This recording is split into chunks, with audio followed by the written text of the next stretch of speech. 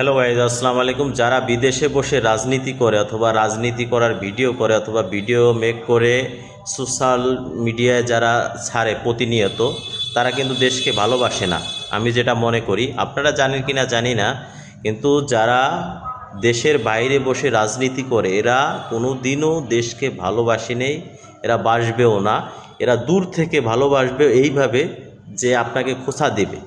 তাই অবশ্যই যারা দেশের বাইরে বসে নির্বাচন করার চেষ্টা করছে তাদেরকে আপনারা ভোট দিয়েন না। যারা মাঠে রয়েছে, এই নুরুর মতন একজন লোক আওয়ামী লীগের সময় মার খেতে খেতে খেতে খেতে এখন বর্তমান যে ইউনূস সরকার আছে এই সময়ও কিন্তু সে এসে মার খেয়েছে।